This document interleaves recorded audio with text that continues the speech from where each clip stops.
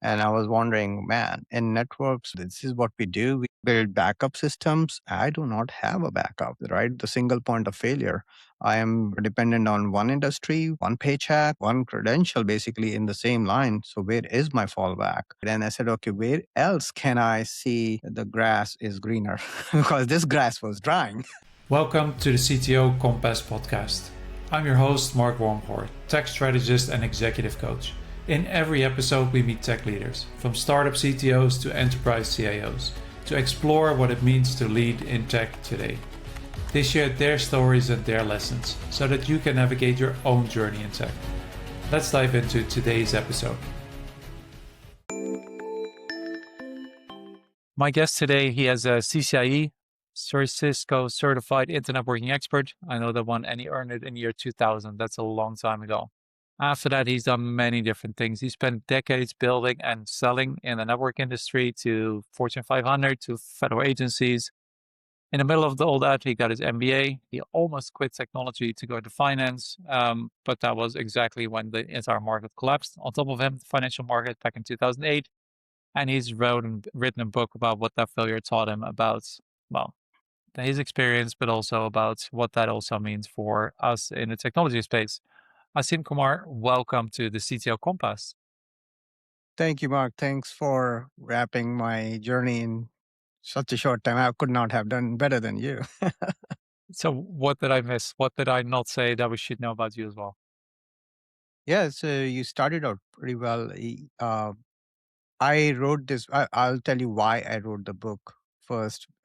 Why now? Why not earlier? Because I have 32 years in the back pocket, right, where it all started for me.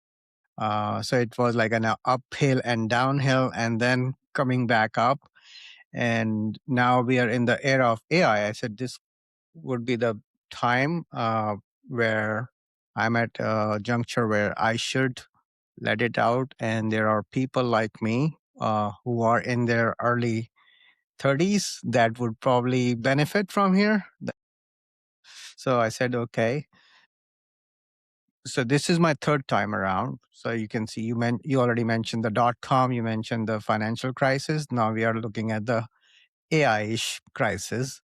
As of last year, I was kind of astonished about the numbers. Like these are more staggering numbers than I've ever had heard before, even the other two times. So that's where, and it was like the securest of all people were getting affected. I was like, wow, this is just the same way I was in 2002. And, let me put something out there because the book was in the works and during COVID time when we had some downtime, lots of downtime. I said, so I started putting the pieces together around the structure. So the other interesting part of the book is it's all the titles are like acronyms. They are real words, but they are acronyms. I use that framework. That's the technical mind, right? At work, because we live in the world of acronyms. So I say, why not? There will be people who will resonate with it, and for some people it will be hard. So, but I had to let it out because I could not wait any longer. So I put the book out. So that's where we are right now. And we're definitely going to get into the book. I want to hear a lot more about that. But let's talk about those two other crises first. I mean, you were like I said, you got certified as a CCIE in 2000. 2 years later, the internet.com bubble just crashed. What Right. happened, and how was that for you? Right. So before even the CCIE, right, how I got into the networks technology was interesting because if you look at me coming from India, first impression is you must be a software engineer programmer, but I hated it. Back, I did my schooling in US, and I got fascinated with class on data communications. That's what led me to it. And early 90s, we had a very tight job market, and I was an immigrant. I needed sponsorship, so I needed to find something that was more employable at that time. Networking was very rare among the immigrants. So I said, okay, this is the way to stand out. And it fascinated me. So I created a home lab, and that's how I started it in my book is from a Novell NetWare operating system, created a two computer lab just to learn everything and got my first certification in there. Then got into the Microsoft world, and then came CCI, the Cisco. So it took about 5, 6 years for that to happen. But and that was like I was of the mindset like if I have to do something, it has to be the top notch thing, right? So uh, the the topmost certification in Novell, topmost certifications in Microsoft, and then came Cisco. I was like, wow, this I'm untouchable. So .com 2000, everybody needs us. Oh, so like the shoulders were like broad and collars high, and then come 2002, and we know it all. What happened there?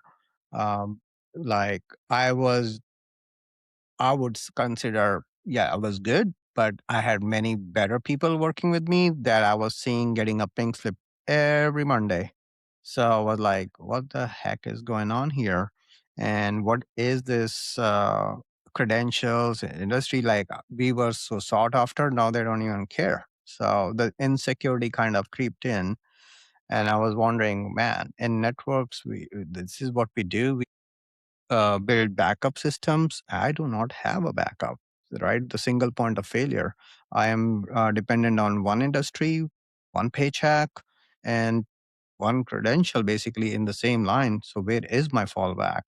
So that was uh, the spotlight, and I said, okay, where else can I see the grass is greener? Because this grass was drying. So I looked into financial markets because I'd seen before the .com, right? A lot of people had these brokerage accounts, and I had an inkling in that. I said, okay, maybe that's where um, the success lies, right? For the financial freedom we are all seeking. So I professionally got trained into that and started doing trading around, you just name it, forex, whether it be futures, stocks, options, commodities, you name it. So I was uh, just like the mindset was, I have to be at the top.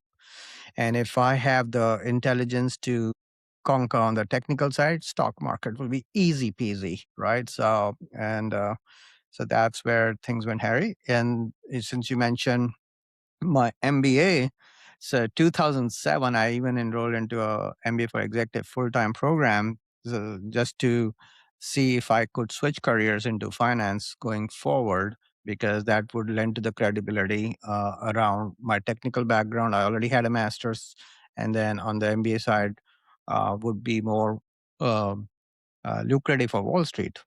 So right in the middle, spanking middle of the program, 2008, we were hit by the financial crisis. And I had even enrolled for CFA, the CCI equivalent in finance, CFA, right? So that's also a pretty grueling exam. I had my books, I had my plan ready. I said, once I finish the MBA, I will be pursuing that for the next couple of years. I'll knock that out. And uh, I'll be well on my road to financial freedom. So irony had it, right? Or it would my luck. So that did not happen. And then I kind of stayed along with on the IT side, and then took more strategic roles around business development and corporate development. So that's the new exposure, not just totally being tech. So at least I did get diversified uh, after the MBA, and that worked out well. And then I was still uh, on the side learning the process. So during those years, that's where the personal discovery happened. Like why a technical guy cannot translate the same type of success in the financial markets, because that was kind of new to me. Was, oh, is it my emotions, is it my ego, is it my what is it? So all those gremlins slowly came out for me, and I came up with a framework around, for me that work was, I call it a EPDF, as energy, patience, discipline, and focus. So from the markets, what I learned, the impatience we have as a tech doesn't work in financial markets. Discipline, it's definitely a next level of discipline you need. and focus, of course, is there. You can't be working with ADHD like we do in tech side. So there were those contrasts that were working against me, and I had to hone it to those and say, okay, this is where I need to change my mindset. And because of that second guessing of myself, okay, why me? The energy part went low, the confidence was shattered, right? Imposter syndrome was there. So all those negative voices crept in. And that's where the energy management became first and foremost. Like, oh, I need to do more calm. So got into those meditation, breathing, um, and dieting, because I gained over a lot of weight because of the stress, and then this what's going on, right? That the delusion that I had. Um, so all those things crept in. So to manage that, energy was my first and foremost. Okay, you need to fix yourself first. That along with the mindset, and there's other three pillars I talk about. Those were the foundational ones. So It's quite a bit of learning from, well, I think you were in the depth of both of those crises. I think you were in the wrong place for both of them. So I think that had quite a bit of impact. lucky I think, me. sorry? Lucky me. Yeah. I think you were lucky for the second crisis that you were still in IT and networking and growing that. In the end, you ended up with, well, I think on the sales side, technical sales side, for quite some large deals and contracts, worldwide technology. Tell me about those last years that you worked there. What was that like, and what kind of deals were you working on? Yeah, they were like before worldwide technology. While I was pursuing MBA, I was with a like a federal contractor, with the like multi-year programs with the federal agencies. That's where I got my exposure here with the federal government. And after the MBA, worldwide technology sought me for that particular experience, to come up with for the federal side of things on their side for services. At so I was basically running like technical capture there. Like there were multi-million to over $1 billion contracts over several years. So I helped them with that. While doing that, I realized uh, I need to do something on my own. That's when I started my company Avigna in 2013, and there was like a overlap of 1 year. I wasn't being technical, and then at that time solely, but I was using uh, on proposal my expertise, but I was losing the ground on that, which was kind of hurting me. So in order to maintain that, I said, okay, I can't be doing that long term. I didn't see myself working for a company long term in that role. Because there is a intuition thing that comes in, right? Because it actually worked in my favor, that thinking that staying technical has that's your edge in the market. And that's exactly what happened for me. Is I switched full time to my business in 2015. I've been doing uh, consulting for larger enterprises in service provider space, and now I'm back into the federal consulting myself. um, so that's what I'm doing. And That's now awesome. I'm after the book, I'm going to help on the consumer side, the B2C side a little bit. Before we jump back in, here is something that I've learned from over 30 years of working in technology. The hardest part of leadership, it's not the technology, and it's not even the people or the teams. It's often that you're at it alone by yourself.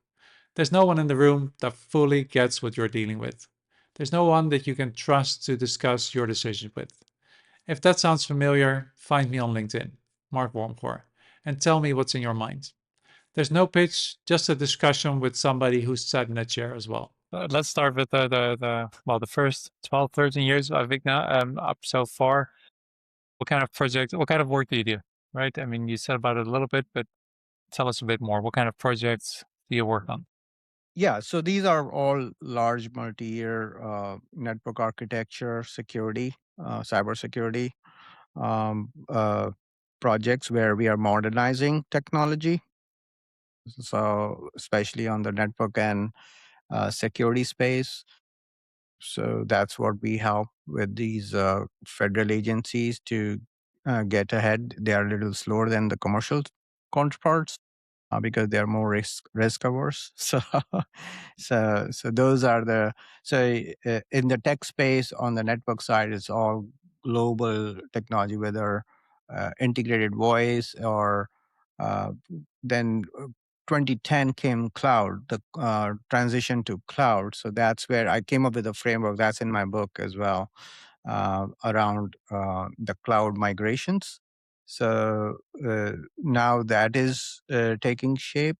Now we have AI. So it is slow. It's scary. People are like, you can see on LinkedIn how much chatter that's going on around. People are scared, and then they said, "Okay, AI cannot do this. The pilots are failing."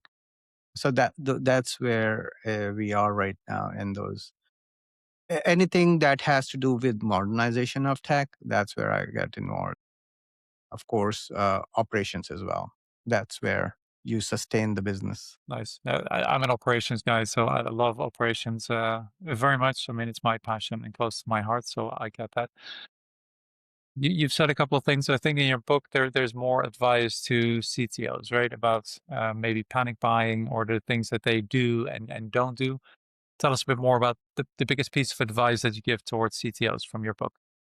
Yeah, so I run a parallel from the financial markets, right? Panic selling versus panic buying. So that's where at the back of my book it says stop buying the fear and start building the future.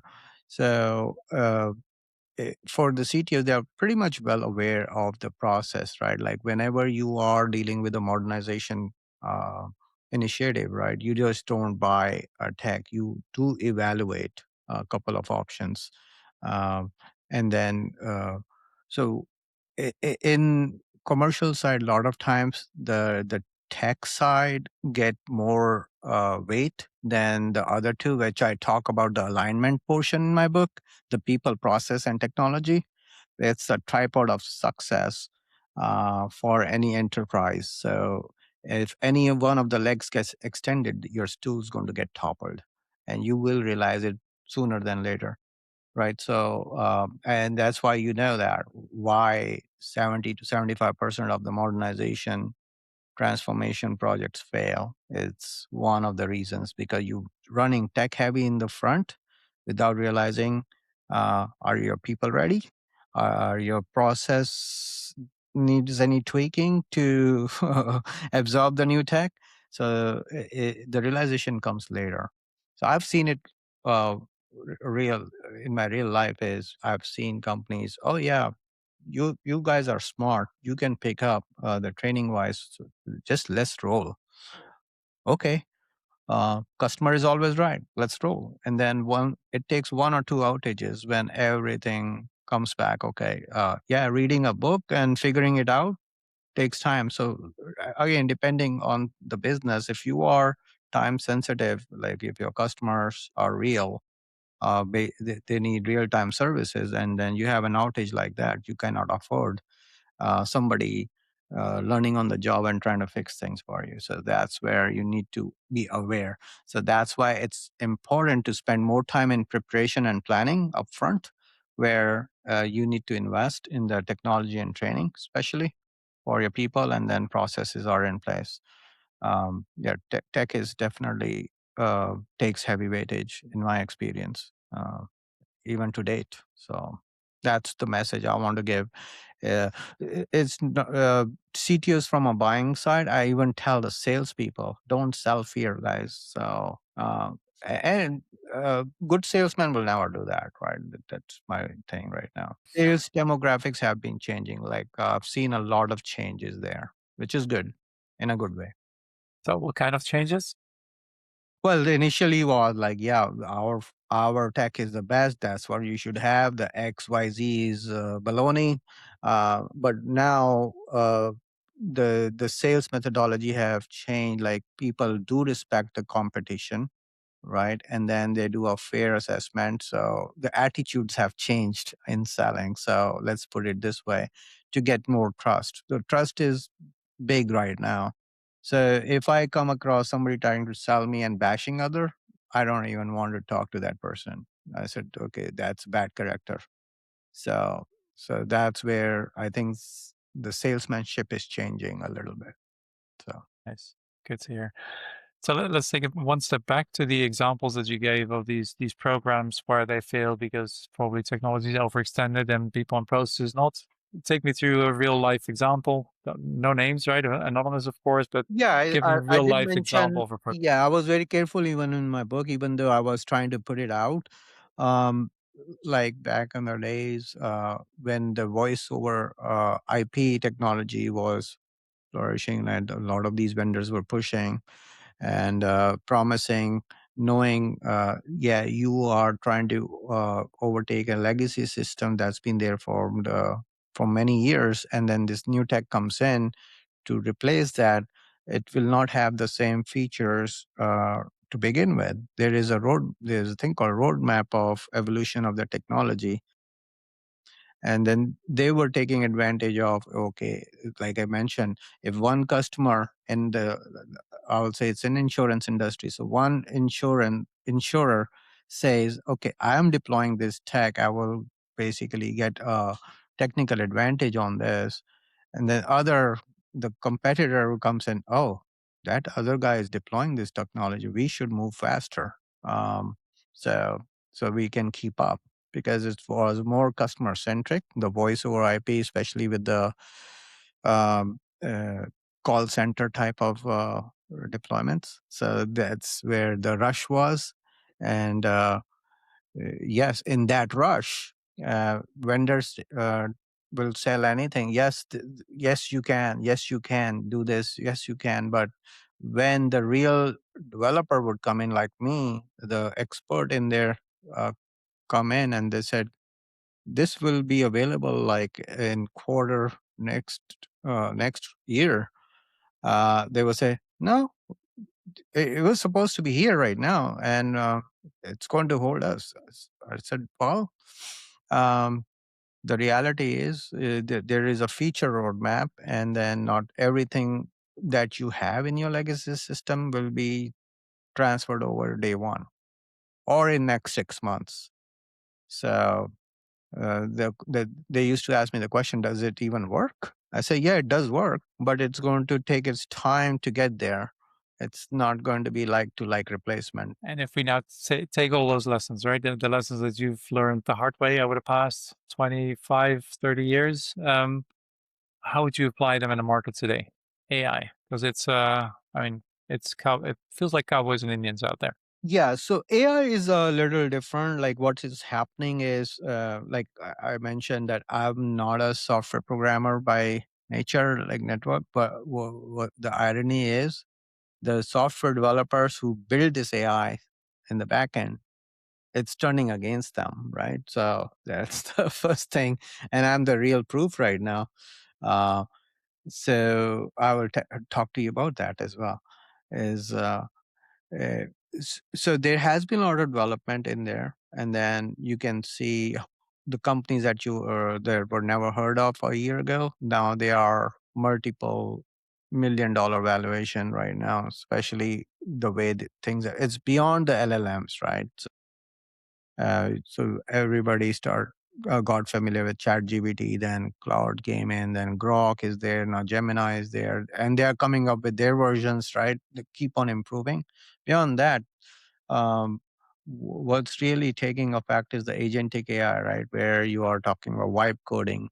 That was a boon for me. Like the guy who, if I can talk to you and build a system, that's what I want. I don't want to code, right? So, um, that's becoming prevalent right now, and you you can be like you hear right now, high school kids are doing it. That's why there is a saying, oh, my college kid's having a hard time finding a job, but my high school kid is easy. I said because they're picking up on these new tech, and they don't have to have that learning curve, and they're picking up so fast.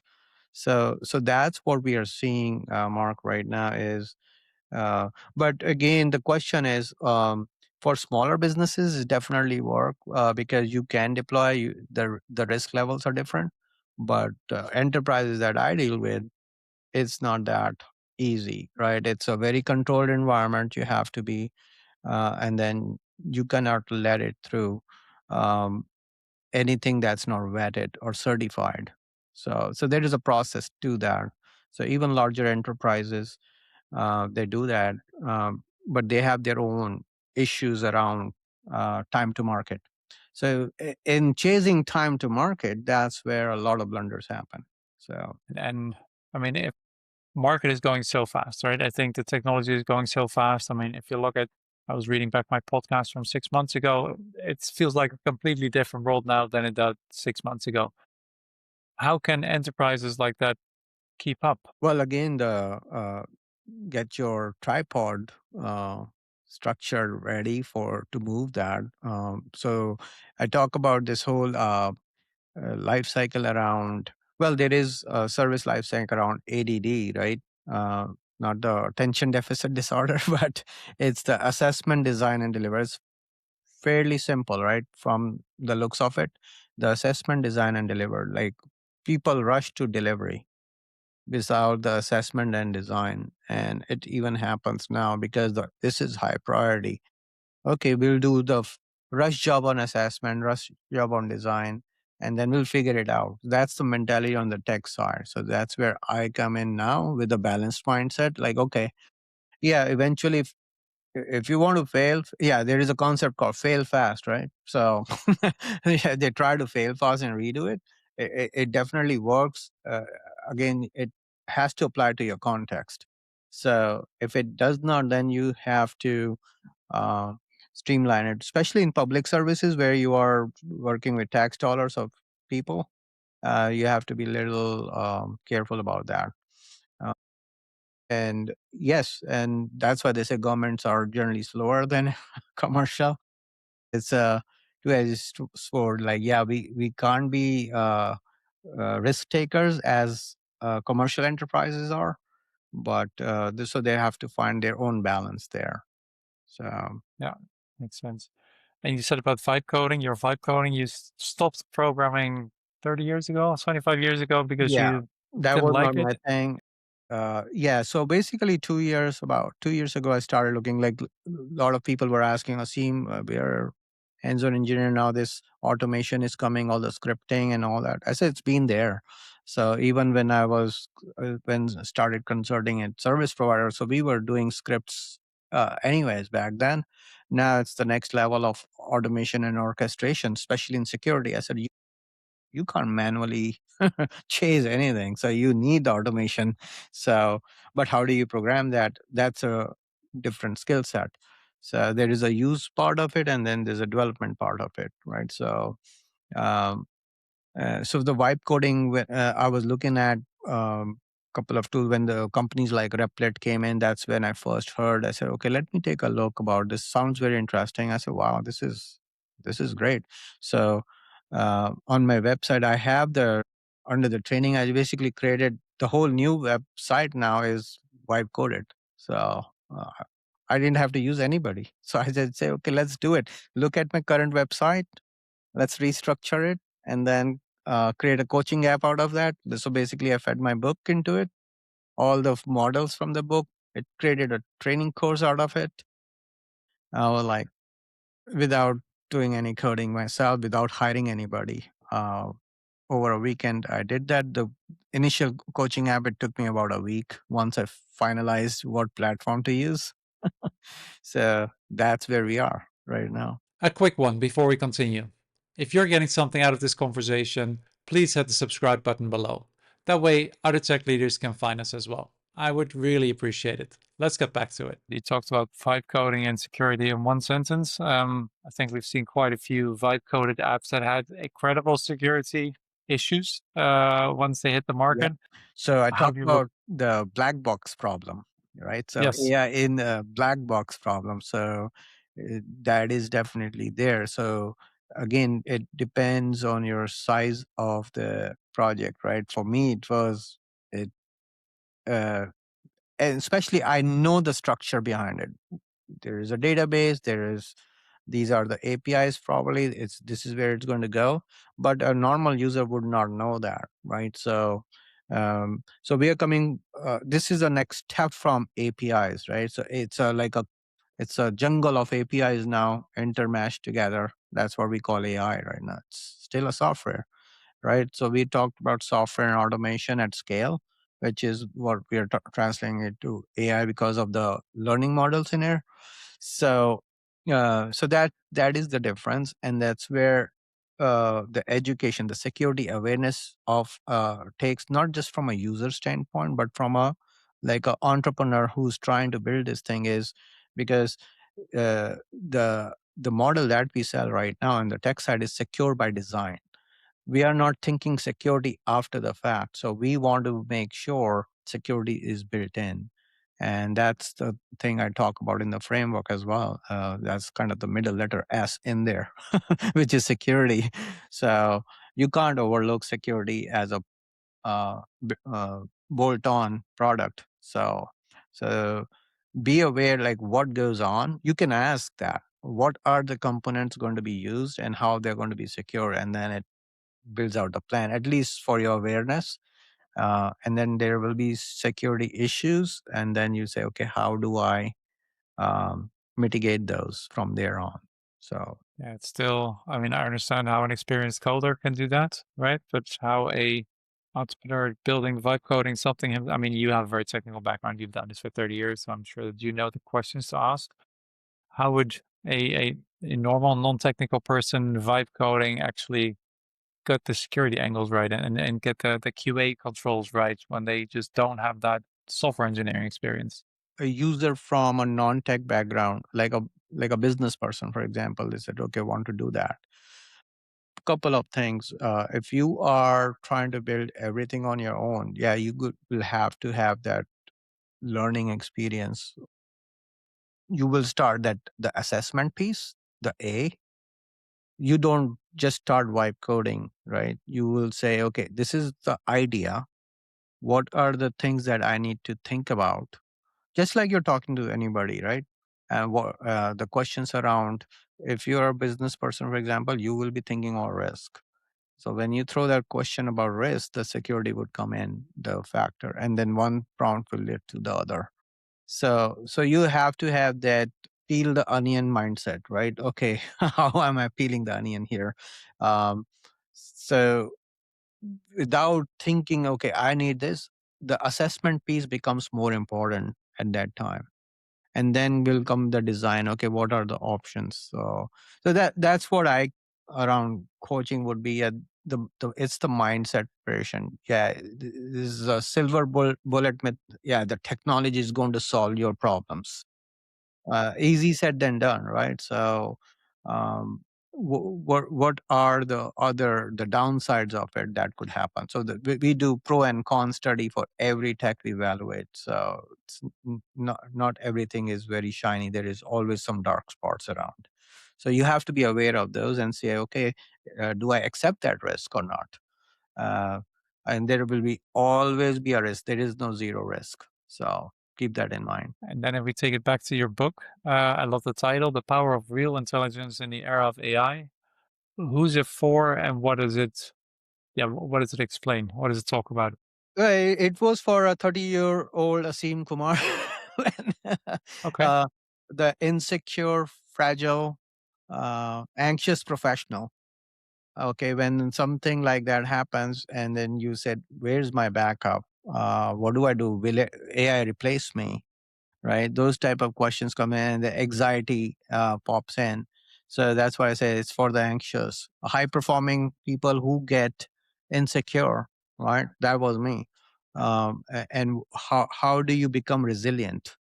So when the pressure comes in, your mindset gets blocked, like me. I'm insecure, can't think out of the box. All I'm seeing is my security, right? It's the fear based mindset that's blocked.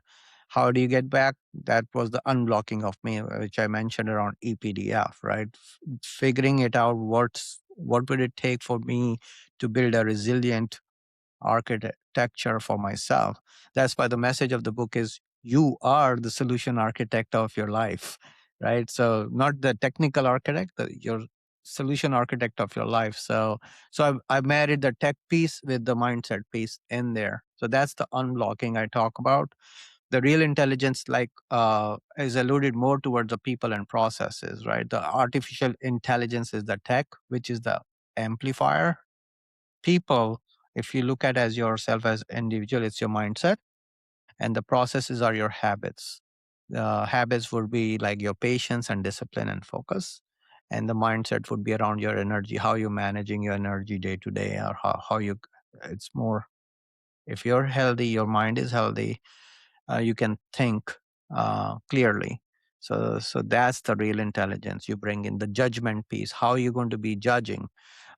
You will be thrown a lot of tech at you. Then you have to put the right context and make the right judgments. So that's the real intelligence, and that's going to stay there. So the name of the game is going to be, yeah, you will not be able to outperform the technology, the AI piece, right? Because I've seen that. Um, but uh, you can manage it, you can govern it. And that's where the superpower lies, is as a governance architect for AI. And that's where the new buzz is going around governance. That's the reason. If you look at LinkedIn, a lot of around governance is going on, because yeah, the tech is going to be tech. Machines are taking over, but what are the humans going to do? You need oversight, right? You still need oversight for that, regardless if it's a small solopreneur based business or an enterprise business. You will need those type of people, and they are. So to the worry, will AI take my job? Well, probably. Think of this way: somebody would AI would have a better edge than you.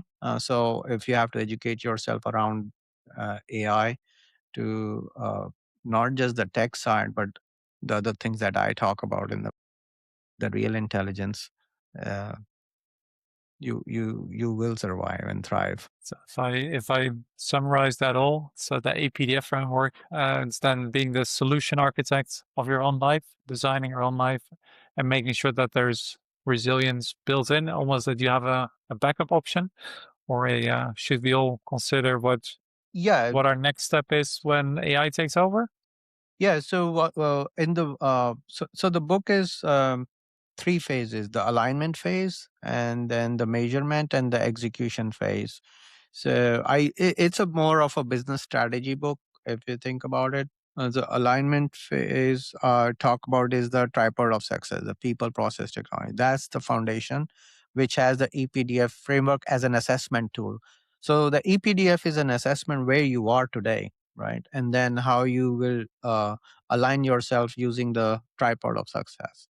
Then comes the measurement, where I talk about product, service, like we have in business, a product and a service, and then profit. I talk about that as well, which is the sustainability of a business. It's the oxygen, not just a selfish motive. Profit is defined as, so these are and there are pillars to that in each of those. Uh, Given the time, I would focus on more on the execution phase, where I define work, and then modernization, easier cloud methodology. So the message that I want to give people is, you need to start rethinking work. Um, those days are gone, like I've been saying, right? High school, bachelor's, maybe master, you're done, right? That used to be the thing, but not anymore. Uh, so rethink work. Work is willingness to obtain real knowledge. That's the acronym, right? And then I subdivided into hard work versus smart work, right? Hard is not thousand lines of code. I proved that I don't do that, but I still was able to do something. So hard is happy, attitude, rigor, and discipline. So that's how to do it. um, what I learned through that, I cannot be saying, "Oh, this my job sucks. I need to another job." Well, if you go to the other job, that's also going to suck. So the attitude is very important in there. So attitude of happiness, do your work happily, then the next gig will also be fruitful for you. And then rigor and discipline is, rigor is definitely, we were talking about vibe coding, the rigor would be checking the security. Is it doing what it's doing? It's not going somewhere else. So that's where the rigor comes in now. It's not just, oh yeah, easy peasy, talk to the LLM, it's going to do it. So rigor would be your judgment piece in there. And the discipline, like we've talked about it, you need to be consistently doing it. So that's the hard piece. The other part is the smart piece, which is basically also an amplifier in the way you do things. The smart, not like smart goals we have, it's the study, master, apply, the use of technology, right? The revise, then you revise. It's an iterative process, and then track your progress. The T is for tracking, and that it's not linear. It has to go in uh, continue. That's the continuous learning model, right? So those days are gone. Now you can see you have to learn a tool pretty much every day now. Looks like it's a hyperbole, but yeah, you get the point.